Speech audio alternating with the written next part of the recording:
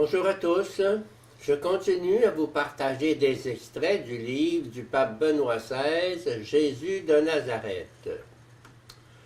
L'icône du baptême de Jésus représente l'eau comme un tombeau liquide ayant la forme d'une grotte sombre qui est elle-même le signe iconographique représentant l'Hadès, le monde souterrain, l'enfer.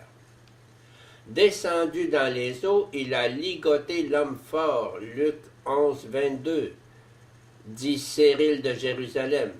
Jean Chrysostome écrit « S'immerger et émerger sont le symbole de la descente aux enfers et de la résurrection. » Jean le Baptiste, apercevant Jésus, a prononcé les mots suivants. « Voici l'agneau de Dieu qui enlève le péché du monde. » Jean 1, 29. Le chant du serviteur de Dieu dans le livre d'Isaïe compare le serviteur souffrant à un agneau que l'on conduit à l'abattoir. Comme une brebis muette devant les tondeurs, il n'ouvre pas la bouche. Isaïe 53, 7. Encore plus important est le fait que Jésus a été crucifié durant une fête de Pâques juive, si bien qu'il doit donc apparaître nécessairement comme le véritable agneau pascal qui accomplissait le sens qu'avait eu l'agneau pascal à la sortie d'Égypte, libération de l'Égypte, maison de servitude, ouvrant ainsi la possibilité de l'exode, la migration pour accéder à la liberté de la promesse.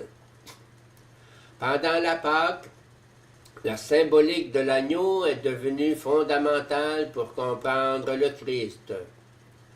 Nous trouvons cette symbolique chez Paul, 1 Corinthiens 5, 7, c'est chez Jean, 19, 36, dans la première épître de Pierre, 1 Pierre 1, 19, et dans l'Apocalypse, par exemple, Apocalypse 5, 6. C'est avec la docilité de l'agneau du sacrifice que le Seigneur, mourant sur la croix, est allé à la mort à la place de tous, et grâce à la force expiatoire de sa mort innocente, il a effacé la faute de l'humanité entière.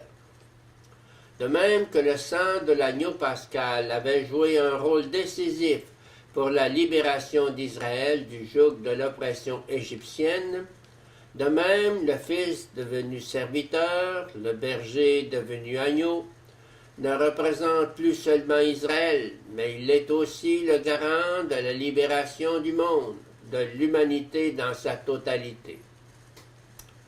L'expression « agneau de Dieu » interprète, si nous pouvons nous exprimer ainsi, le baptême de Jésus, sa descente dans les profondeurs de la mort, dans les termes d'une théologie de la croix. L'expression « Christ Messie » signifie « loin ».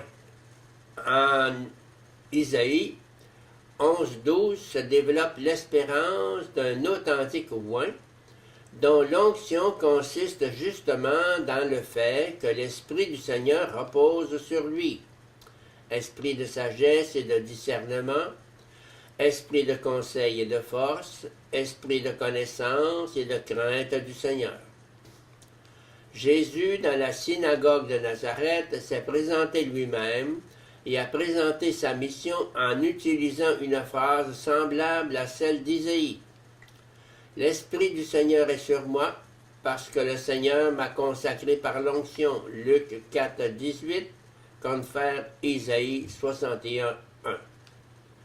Dans la conclusion de la scène du baptême, il nous est dit que Jésus a reçu la véritable onction, qu'il est loin attendu.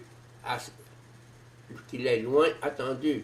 ce moment-là, lui a été formellement conférée la dignité royale et sacerdotale pour l'histoire et devant Israël.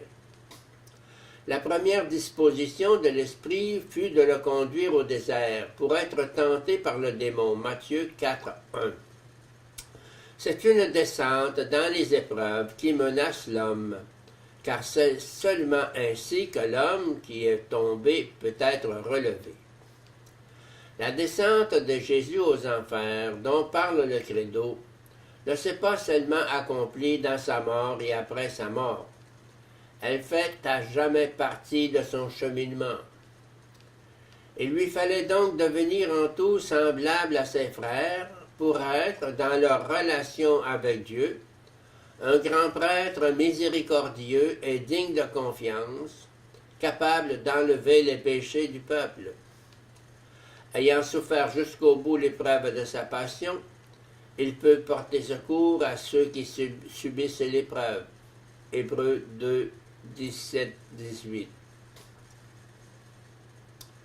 Les tentations accompagnent Jésus tout au long de son parcours, et le récit des tentations apparaît de ce point de vue, tout comme celui du baptême, comme une anticipation dans laquelle est comme condensée la lutte de tout son parcours.